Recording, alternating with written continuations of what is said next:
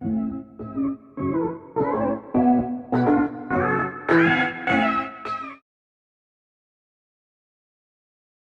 स्वच्छता की अगली वीडियो में आप लोगों से मिलते हैं।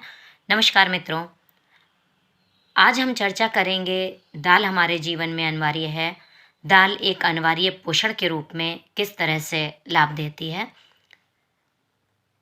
आजकल अगर हम देखें तो कुछ वर्षों से हम लोगों ने दाल खाना कम कर दिया है और हमारी बदलती जीवन शैली में जंक फूड बहुत ज़्यादा खाए जा रहे हैं। जबकि दालें लेग्यूम यानी फलियां परिवार की सदस्य हैं। दालों में प्रोटीन और फाइबर अधिक और वसा कम होती है। तो यहाँ से हमारा एक प्रश्न निकलता है कि दालों में वसा की मात्रा अधिक होती है या कम, तो हमारा उत्तर होगा कम होती है। अब दाल खाने से लाभ क्या क्या हैं? दालें प्रोटीन का बेहतरीन स्रोत हैं। जो लोग सप्ताह में 4 से 5 बार दालें खाते हैं, उनसे दाल नहीं खाने वालों की तुलना में हृदय रोगों का खतरा 22% और धमनियों से जुड़े रोगों का खतरा 11% तक कम हो जाता है। दालों का ग्लाइसेमिक इंडेक्स कम होता है, जिससे पेट देर तक भरा रहता है। इससे वजन कम करने में सहायता मिलती है। नियमित दालें खाने से गंभीर रोग जैसे कि मोटापा है, डायबिटीज़ है, हृदय रोग हैं और कुछ तरह के कैंसर की आशंका भी कम होने में सहायता मिल जाती है। दालें आंतों में पाए जाने वाले अच्छे बैक्टीरिया के संतुलन को बनाए रखती हैं और बुरे कोलेस्ट्रॉल के स्तर को कम करती हैं। 2014 में हुए एक मेटा एनालिसिस अनुसंधान के अनुसार 3 सप्ताह तक लगातार दाल खाने से शरीर में बुरे कोलेस्ट्रॉल का स्तर निर्णायक रूप से कम हो जाता है, जो हार्ट अटैक और स्ट्रोक के खतरे को कम कर सकती हैं। दालें पादप प्रोटीन का सबसे प्रमुख स्रोत हैं। अब आपके इसमें प्रश्न आ जाता है कि दालें कौन से प्रोटीन का प्रमुख स्रोत हैं? तो पादप प्रोटीन का प्रमुख स्रोत हैं। बात करते हैं मसूर की दाल की। मसूर की दाल को साबित, बिना छिलकों वाली दोनों रूप में खाया जाता है। इसमें जो पोषकता होती है उसमें देखा जाए तो protein, zinc, calcium, sulphur, carbohydrate, aluminium, copper, iodine, magnesium, sodium, phosphorus, chlorine और विटामिन डी जैसे तत्व पर्याप्त मात्रा में होते हैं। मसूर की दाल वैसे काफ़ी फ़ायदेमंद होती है। जब दांतों में दर्द होता है या दांत उखाड़ पाए जाते हैं तो उस समय डॉक्टर सलाह देते हैं मसूर की दाल के लिए। स्वास्थ्य लाभ की दृष्टि से देखा जाए तो पाचन तंत्र की गड़बड़ी से परेशान लोगों को इसका सेवन करना चाहिए। मसूर की दाल का सूप पीने से आंतों और गले से संबंधित समस्याएं दूर हो जाती हैं। आयरन का एक बहुत अच्छा स्रोत होने के कारण यह खून की कमी नहीं होने देती है।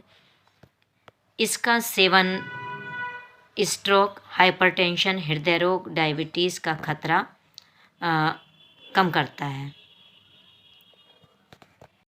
की दाल की तो अरहर की दाल सभी की बहुत प्रिय दाल कही जाती है। इसे तुअर भी कहा जाता है। इसमें iron, calcium, magnesium, potassium, vitamin B और आहारक फाइबर खूब होता है। संतृप्त वसा कम मात्रा में, कोलेस्ट्रॉल बिल्कुल नहीं होता है। स्वास्थ्य लाभ की दृष्टि से देखा जाए तो इसमें आहारक फाइबर ज़्यादा होता है।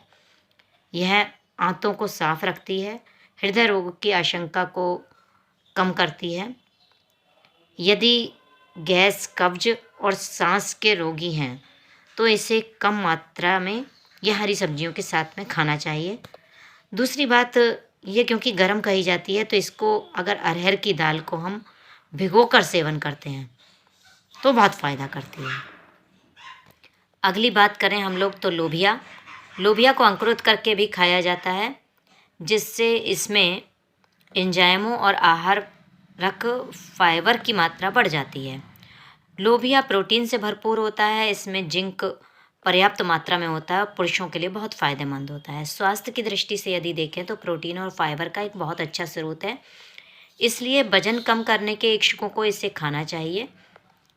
यह कोलेस्ट्रॉल को ठीक रखने, कब्ज, दर्द व सूजन में भी फ़ायदेमंद और बांझपन के शिकार पुरुषों के लिए भी फ़ायदेमंद माना जाता है। दाल की बात करते हैं हम उड़द की दाल।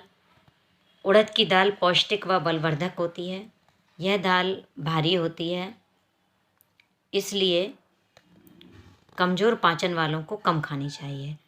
वैसे अमूमन बात यह सुनने में आती है कि लोग कहते हैं कि उड़द की दाल नहीं खाएंगे, बहुत भारी होती है, मगर उड़द की दाल पौष्टिक और बलवर्धक होती है। उड़द की दाल में protein, vitamin B, vitamin C, starch, riboflavin, calcium व घुलनशील फाइबर से भरपूर होती है। इसमें आयरन और जिंक खूब होता है।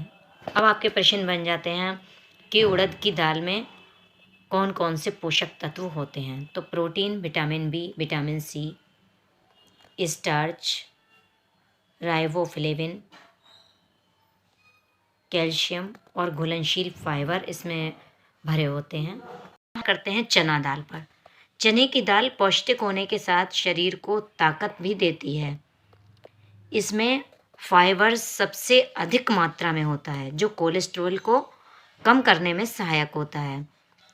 इसकी पोषकता यदि देखें तो चना दाल में folate, magnesium, copper, fibre, protein, iron और जिंक का अच्छा स्रोत है।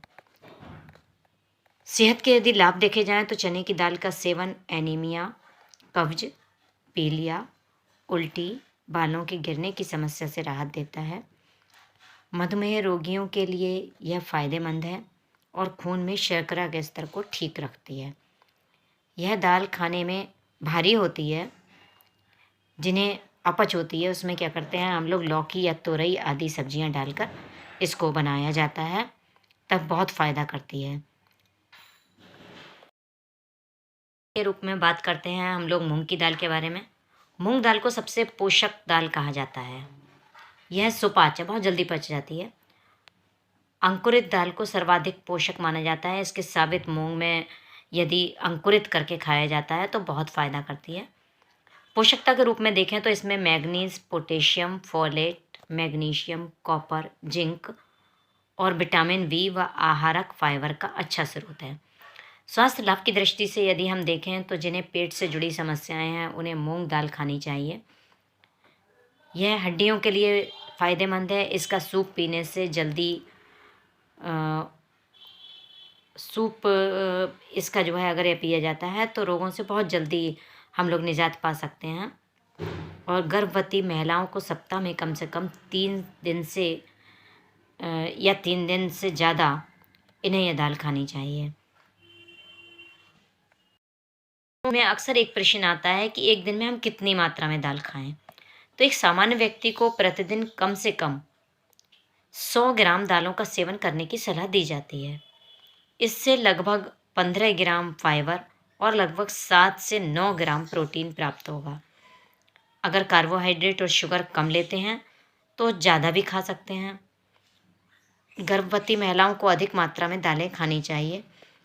शाकाहारी, वजन संतुलित करने वाले लोगों के लिए, बढ़ते बच्चों के लिए और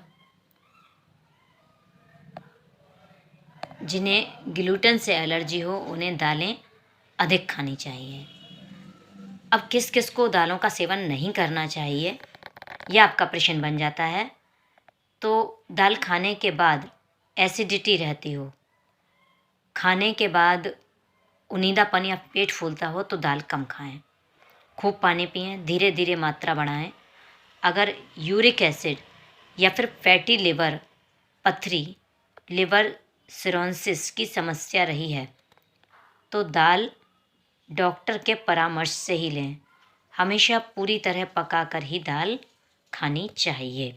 तो इस तरह से हमारा फूड एंड न्यूट्रिशन यानी आहार और पोषण में हमारा पोषक तत्व दाल के बारे में हमने आज चर्चा की।